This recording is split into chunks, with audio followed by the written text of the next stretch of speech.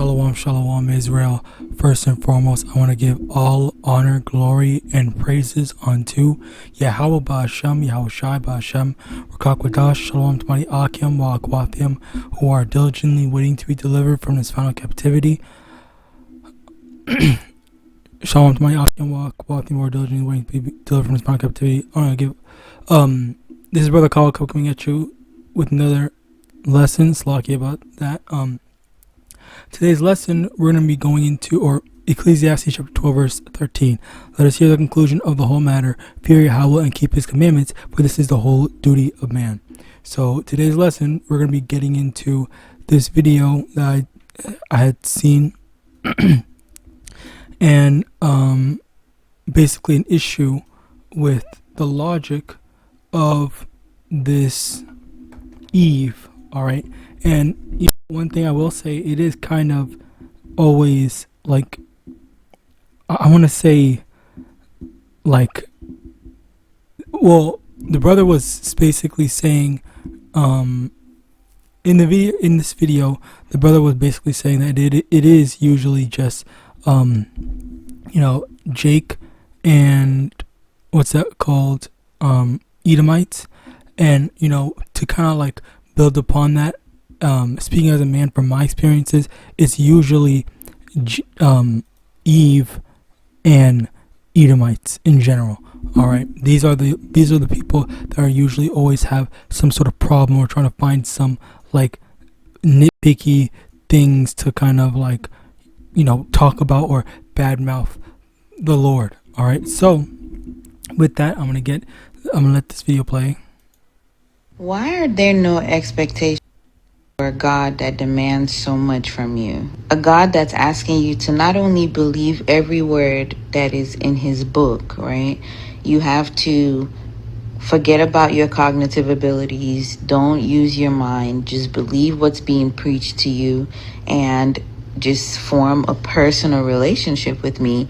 But don't expect me to do anything in real time, right? When you cry out and you pray, if it doesn't align with my will, if it doesn't align with what I want in your life, I'm not going to grant it, right? And I don't expect you to question me. I don't expect you to ask me why, because I'm God. I can do whatever I want. Why is that okay? Why is that acceptable for you to just not, you don't want more from the God? Why is the God able to just be like, shut up, I don't want to for, or I'm going to take away whatever I want to take away from you just because I'm your creator, just because I created you, I get to do whatever I want with you? When else is that okay? When else do you accept something or some entity or somebody saying that they have all power over you because they've helped you do something or because they've sacrificed something for you? Like, why are you okay with that? Why would you expect that or accept that from a God apart from just fear? What other reason would you have apart from the fact that you're scared of the God?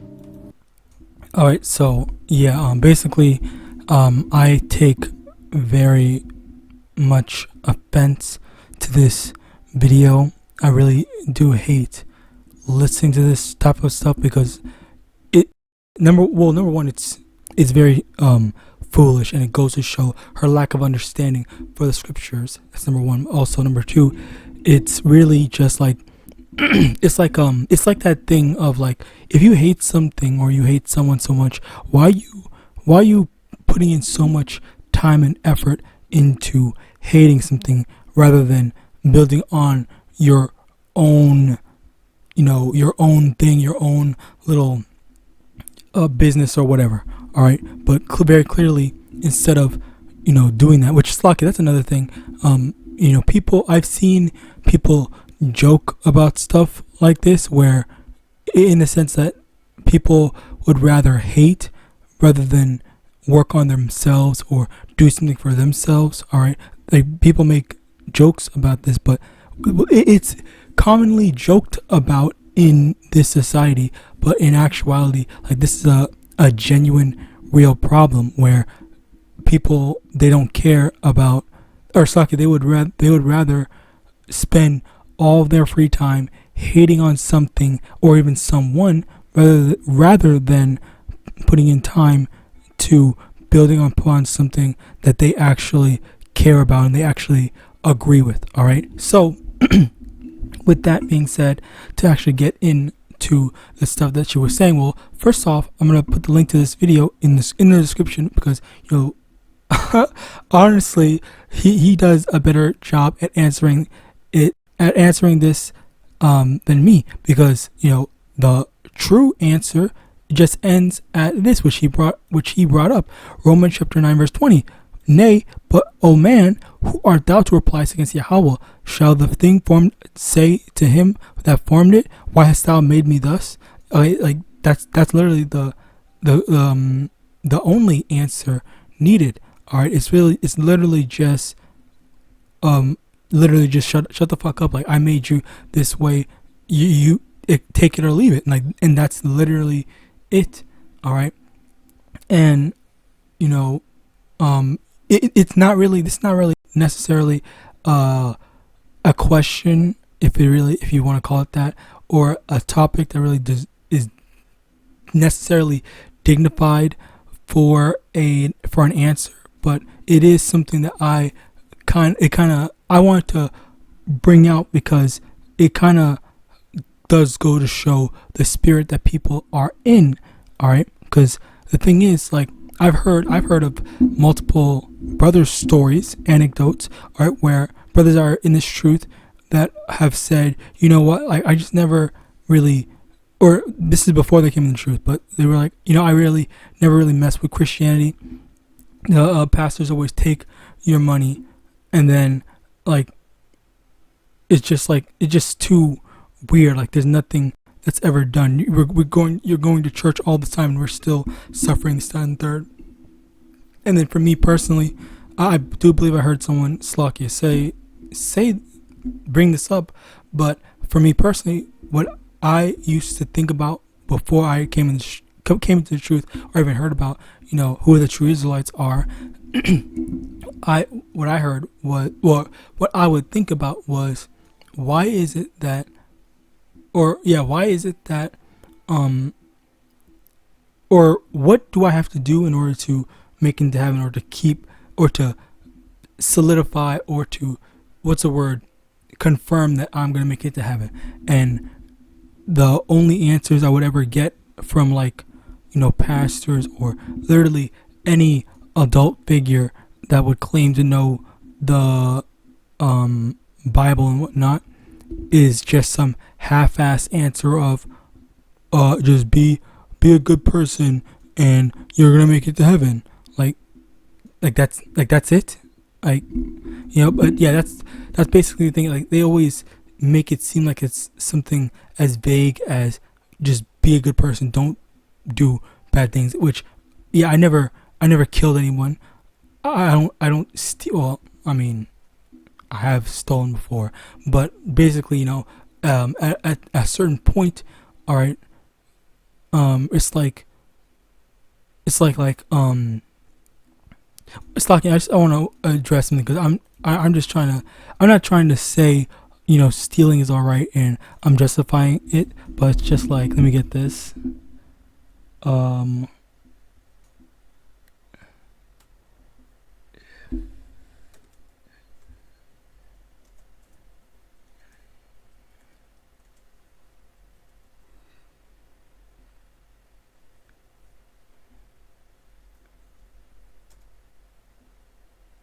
Bear with me. I'm trying to.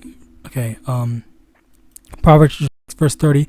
Men do not despise a thief if he steals to satisfy his soul when he is hungry. All right. So that's basically, the thing. Like, there are some times when people steal, which I'm not justifying, but there are some times when people steal and they feel like there's nothing else that they can do. All right. So there are times like this example, when, like, it's kind of understandable, but at the end of the day, not right.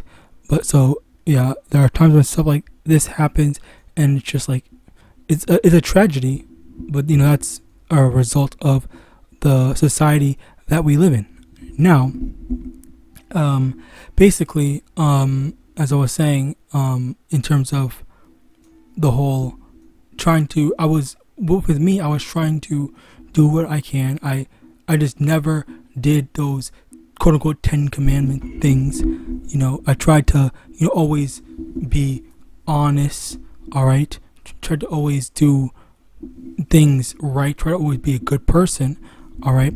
And it's like I'm thinking like, yeah, well, I should make it into heaven, but it's like there was also a piece in me that thought, like how do I show more? How do I do more? Like what can I do for more? All right, because I didn't have any money, I didn't have any power, status, or anything like that. So even even then, even if I did, all that is nothing to the Lord. All right, let me actually get that. Let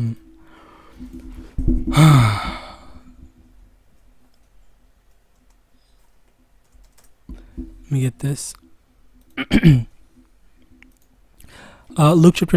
Luke chapter 12 verse 19. And I will say to my soul, soul, thou hast much goods laid up for many years. Take thine ease, eat, drink, and be merry. But Yahweh said unto him, thou fool, this night thy soul shall be required of thee. Then who shall those things be which thou hast provided? So is he that layeth up treasure for himself, and is not rich toward Yahweh. So someone that is, accumulating wealth. It's like someone that's accumulating wealth carnally. That wealth, that carnal wealth, is not gonna do anything for you. When it comes to dealing with YAHAWAH. And again, like it makes me think like, oh, so like what can I do? Like what do I have to do? Like is there anything I even can do? All right. And I've had that desire, to want to do more prior to coming in this truth. All right. And that's where the differentiation between the 1/3 and the 2/3 comes in, because the 2/3, all right, they take after their father, the devil. Okay, they've made it their new Esau, their new father, which John chapter 8 verse 44, ye are of your father the devil, and the lust of your father you will do. He was a murderer from the beginning, and abode not in the truth, because there is no truth in him. When he speaketh a lie, he speaketh of his own, for he is a liar and the father of it. So basically what this means is how Esau is always someone that wants to take, all right, and never wants to reciprocate or give, all right, because that's basically what we're in. You see, with all slavery stuff that happened, we were basically slaves. We were taken advantage of, and Esau never wants to give back for what they've done. All right, and that same spirit has now been instilled into the 2/3, the Jakes. All right, and as a result of that, now you got them thinking like, well, I want the same thing for me. I want to be able to take advantage of someone and take from someone. All right, and now the now you get that in freaking what, Eve's, okay, women, or it's like, I'll just say Eve's more specific, well, women in general, but more specifically Eve's, where they want to treat their men like trash, and they expect their men to make $1 million a month, year, whatever. All right, and then on top of that, all right, they don't do anything. They just get to sit back and spend all that dude's money, and on top of that, they get to go sleeping around and go on girls trips and whatnot, while that man is just he gets nothing out of that. That's basically how this society has became, and that is again a result of Esau Edom instilling that in their mind, not necessarily through just slavery, but just in general from his ideology and the ideology that he's spread out across the world. Which let me get this. Revelation chapter 14 verse 8, and there followed another angel saying, Babylon is fallen, that great city, because she had made all nations drink of the wine of the wrath of her fornication. Okay, so drinking the wine is the doctrine, and everyone has been drinking of her wine, okay, which is America or Babylon's wine. So people have been drinking and thinking that everything's there was I think South Korea. I could be mistaken, but I do believe South Korea, a bunch of women are choosing to stay single because of misogyny or some shit like that, and then a bunch of women in China, and this is just a few things I've heard, which of course, well, no, I'm not gonna say that. Anyway, also in China, where you have these women that have all these high expectations of men, but the society and how the economy is going right now, it's like it's a lot harder to reach certain levels. All right, so yeah, basically, like, again, as I said before, it's always just a take, and this is the mindset that Esau has made people follow and think is the right way to live. Everyone idolizes Esau, Edom, and anything that Esau thinks or does, like, that is the right way. All right, and that's where people also have turned to making Esau into their God. All right. Now, oh yeah, Slocky, I forgot about that. Yeah, basically, as for the whole ordinances, statutes, commandments, and basically the work, the expectations that the Lord has for us, the irony in her retarded statements is the fact that all the things that the Lord expects us to do, it is literally for our betterment. All right. So, say for example, like the dietary laws, like there are foods that we're not supposed. Oh my God! I just remembered. Like, there was a bunch of people that were eating. There was some dude that paid what I think it was 50 minimum. I think 80 or 120 or something like that. 50 to 120. I don't remember the price, but some dude paid 50 to 120. I'm pretty sure it was 80 though. For some oysters. He opened up the oysters and saw moving parasites and worms in it. All right, so that's already something that we're not supposed to be eating, and the Lord forbade us from eating stuff like this, and these types of foods are not good for us. So we're supposed to the best of our ability, attempt to avoid these types of stuff. Okay, and this forwards our health. This is for the betterment of our health. On top of that, they're just in general trying to do the Sabbath, all these other things as well. They develop what's it called, self-control. All right, self-control and discipline. All right, so that's another benefit to doing these types of things. And the fact that they only want to see the negative sides and not the positive sides. Okay, especially the rewards. All right, which, let me get this as well.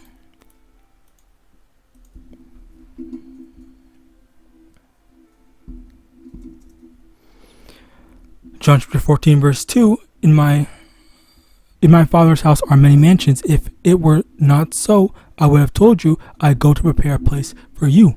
All right, so the thing here is many in my Father's house are many mansions, meaning just following the what's the word, ordinances of our Father, our heavenly Father, YAHAWAH, okay, is many mansions, being a place of reward, a place of true mirth. All right, not that temporary mirth. All right, mirth that's going to be destroyed, which is Esau's mirth. All right, that consolation according to Luke 6:24. All right, which I guess, let me get it.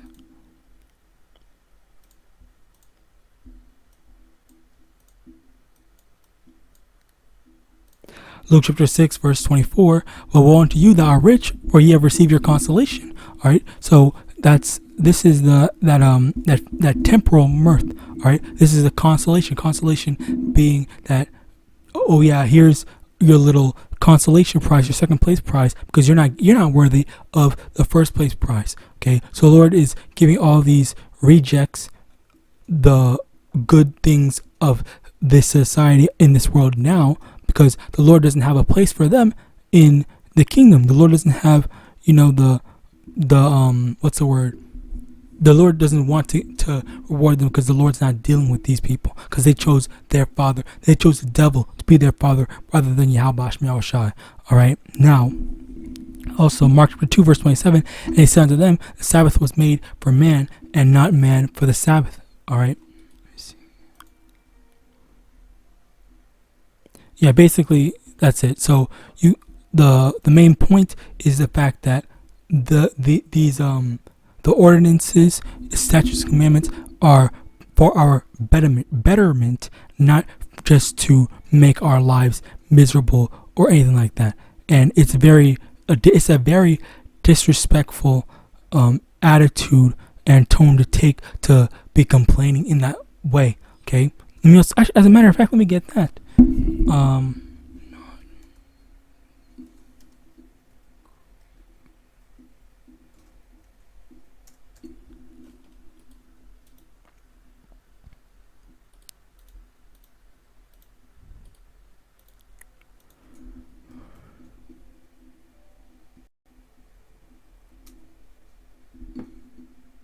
Slovakia, bear with me.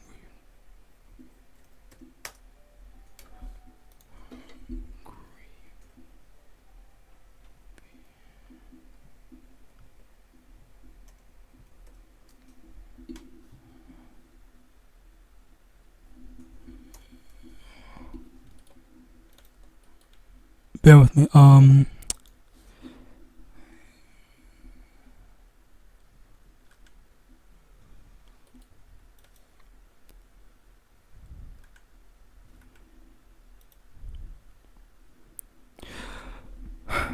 Okay, First John 5 verse 3. For this is the love of Yahweh, that we keep His commandments, and His commandments are not grievous. All right. So I guess I might as well get this word. So grievous, that's crazy. Grievous of something bad, very severe or serious. All right. So something that's basically like not something that you would enjoy. All right. So people viewing the law, statutes, and commandments, or just the word of Yahawadah as a trouble, like that goes to show their wickedness. All right, because there are benefits from just like a child saying, "Oh, I don't want to brush my teeth. I don't like the taste of toothpaste." Well, it doesn't matter that you like it or not. It's for your betterment. All right, you wouldn't say, well, because you don't like the taste of toothpaste, you're not going to brush your teeth. All right, like that's this is the foolishness that people have when the Lord tells you to brush your teeth metaphorically, and you just don't want to do it because you don't want to do it. All right. So with that, I pray this lesson was edifying. I want to give all honor, glory, and praises unto Yahawah, Ba'ashem, Yahawashi, Ba'ashem, Rakawadah, Shalom to my Akim, Wa Kwatim, who are diligently waiting to be delivered from this final captivity of Babylon, Shalom.